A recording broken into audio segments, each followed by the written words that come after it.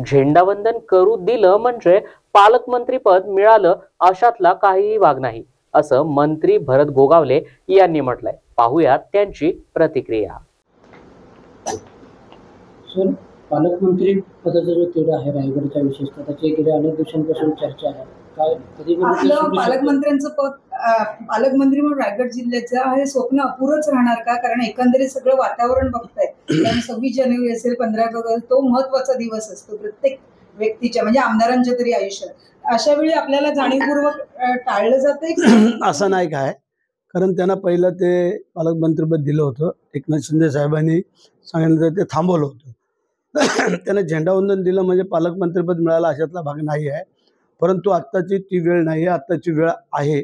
देशाची जी काही युद्धजन्य परिस्थिती चालू आहे त्यावरती सध्या आमचं लक्ष केंद्रित आहे आणि त्या अनुषंगाने आम्ही पुढची वाटचाल करतोय.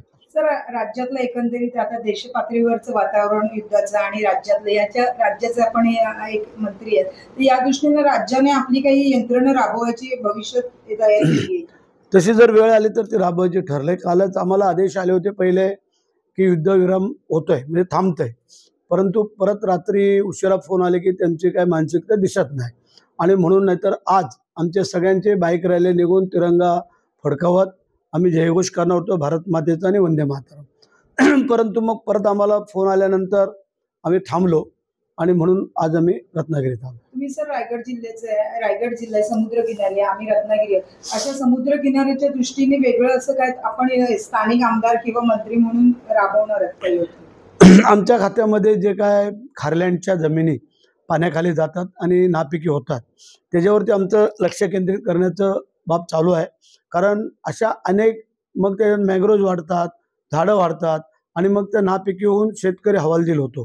तर त्यासाठी माझं प्लॅनिंग आहे की ह्या मॅंग्रोव्जचं काय करायचं आणि जे पाणी खारं शिरते ते कसं अडवून ते परत शेतामध्ये शिरणार नाही अशी आमची प्लॅनिंग आहे. शरद पवार कृषी मंत्री असताना रत्नागिरी जिल्ह्याला फलोद्यान जिल्हा म्हणून जाहीर केला होता. आज आपण त्या खात्याचे मंत्री आहेत. रत्नागिरी जिल्ह्यासाठी फलोद्यानासाठी आपण काय वेगळं कार्यक्रम राबवणार? काल आताच मी सांगितलं, मगाशी कृषीचा मेळावा होता त्याच्यामध्ये गेल्या वेळेला 1300 हेक्टरमध्ये आम्ही लागवड केली होती. यावेळेला 1900 हेक्टरपर्यंत जाण्याचं आमचं उद्दिष्ट आहे आणि त्या प्रकारे आमची तयारी चालू आहे.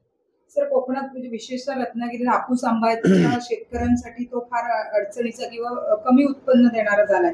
रोज रोज पडणारे रोग किंवा त्यांना येणारे निसर्गाची अनियमितता याच्यासाठी आपण हा आमच्या त्याच्यामध्ये वेगवेगळे प्रकार आम्हाला कसे करता येतील की शेतकऱ्यांना आंब्यावरती येणारा काही रोग असेल, मोहर खराब होतो, अवकाळी पाऊस पडतो, गारा पडतात, ठीक आहे, भरपाई हे ते आम्ही देतो, तो भाग वेगळा आहे.